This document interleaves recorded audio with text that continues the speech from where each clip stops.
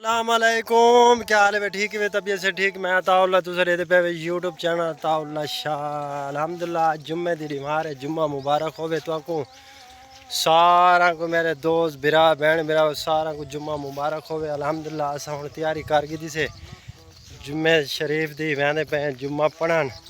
सवेर दा हा से कम च मसरूफ ते बस कम च हुण वेले पाले थे थी ते भेजना तैयारी की थी मैंने जुम्मे दी। जुम्मा पढ़ते तो बस वल उंदे तो बाद दे दें यार। वो क्या वजह उन्होंने तिलों के ना गां ही वधी वो देख नाल हमसाए दे तिल खड़न ते कहने यानी कि माल जानवर छुट्टा वधे तो उन्होंने विच आए पे कल को इतराज करे सन के सन तू साडी ठीक कहना वे ओ विच काफ़ी दूर खड़ोती है। ये सफेद जई दू जानवर हैं तो ये तो गलत गाल है भाई जड़ा ना। हालांकि माल को ना को बधना चाहिए, अपने माल की देखभाल करनी चाहिए।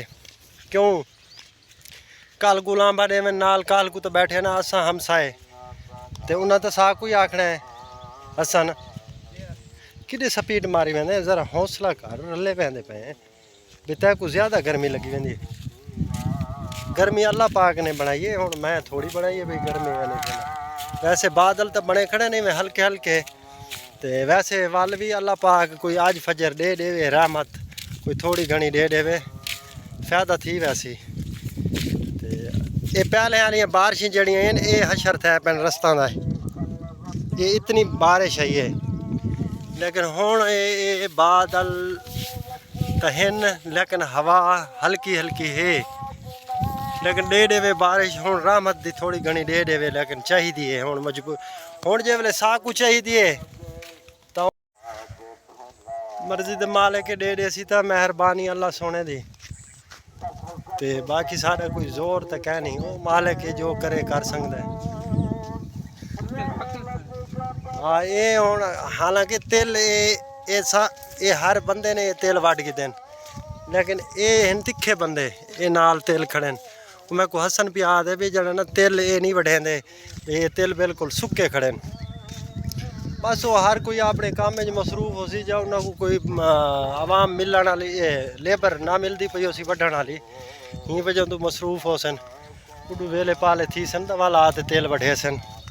असा तो वढ़ गए से तेल यानी कि एक दफ़ा छनके से दोबारा वाल भी छनकने ते हाली तो वो खड़े देखो क्या बन दें। लेकिन तिलों का जोड़ा रेट है वो रेट बिल्कुल तले आया खड़े नॉर्मल तिल यानी कि बारिश की वजह तो काला थी गई।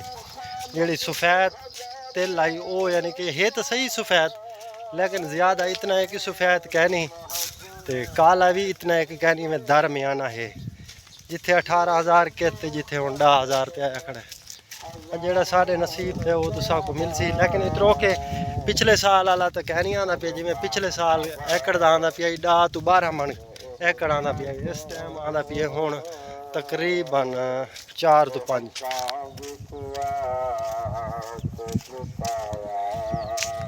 अस हुण बस मस्जिद के नेड़े पहुँच गए उसे स्पीड मारी उन्हें।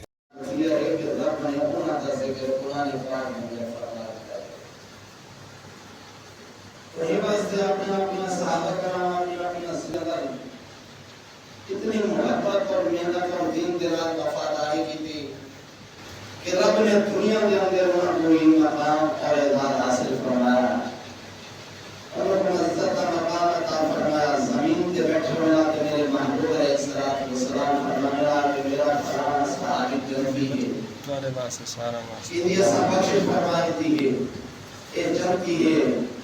अगर नबी की ज़ुबान मुबारक के विचों कहते जे बोले आप जुम्मा पढ़न गए हूँ बोले थोड़े बादल हैं लेकिन हुण बादल ढेर आए खड़े लेकिन गर्मी गर्मी गर्मी शदीद डाढ़ी गर्मी है। तो आपको लगता पिया उसी गर्मी महसूस लेकिन तुसा तो पखा तले बैठे हो सो लेकिन असा जुम्मा पढ़ते आते पे लेकिन साकू पसीना ढेर लथा आंदा तो सॉरी मैं भूल गया। जुम्मा मुबारक होवे जुम्मा पढ़ते आते पे ढिग ढिग दुआइयों में अल्लाह बा में खुश रहो आबाद रहो।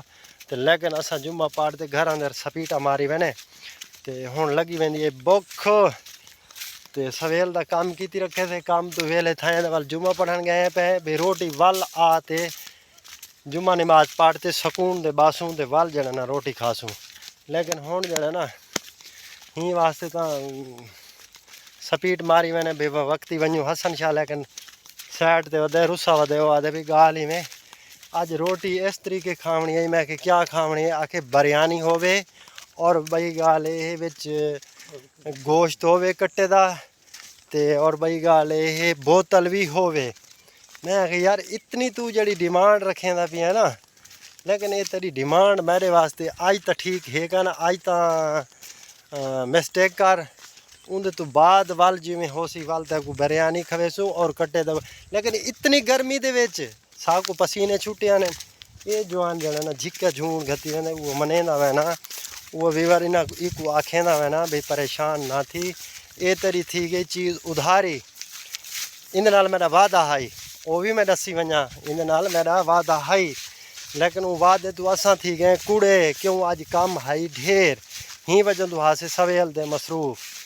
लेकिन अज वार भी कहना आई, अज खैर दा जुम्मा आई ना तो कट्टे दा गोश्त बनता मेरे देखने बुध जा खमीस ये चीज़ आई। हुण अगले वार इको कट्टे दा गोश्त क्यों, मैं देसी मुर्गा चल सी। अल्हम्दुलिल्लाह रोटी खा गई थी से ते हुण जवान एक चीज़ दी की बड़ा आदे भाई मैं को बोतल पिलाओ चा। मैं कि चलो मैं रोटी तो खा गई थी तो बोतल पिलेने, कोई घर का राशन ख़त्म थे पिए। मैं कि मैं वो राशन की दिया वहाँ ते तेरे वास्ते मैं बोतल की दिया वहाँ ते जवान जड़ा ना ये खट ते सकून नाल यानी कि ना। अच्छा मेरी गाल सुन, मैं जड़ा ना गांदा पिया ते तेरे वास्ते बोतल की दिया वहाँ, घर का राशन की दिया वहाँ, तू किताब चा तू याद रखो। ते वल जड़ा है अज है 23 तरीक ते 3 तरीक को यानी कि तेरा पहला पेपर है। ओके हो गया। मोटरसाइकिल की चाबी दसेंदा बैठा जवान को। अज फोन आए अज है 23 तरीक 8वें दी 9वें दी 3 को है 9वें महीने की 3 तरीक को अस जवान का पेपर पहला। ते कितने पेपर हैं? 3 पेपर है, 3 जवान दे पेपर हैं। दुआ करे सो अल्लाह पाक ही को पेपर कामयाब करे ते बस यानी कि कोशिश तो आपकी पूरी करेंदा पी है, बाकी अल्लाह खैर करे सी, अल्लाह पाक यानी कि ना इनका में चंगाई करे सी। ते असा तो वल इंदे वास्ते ढेक दुआई करें ने, तुसें भी बार इंदे वास्ते ढेक दुआई करे हसन वास्ते, अल्लाह पाक ही को कामयाब करे। ते बल्कि चाहिदा पिए किताब जवान चाहिदा पिए। ते मैं सोना वाल जड़ा ना मैं मोटरसाइकिल की चाबी दसाओ। अच्छा उड़े पई है ते मैं चाबी चाहना ते वल मैं जड़ा ना गया ते वल मैं आया वाल भी आख्या वल जड़ा ना चाबी ये अस चाबी चाहते पे मोटरसाइकिल दी।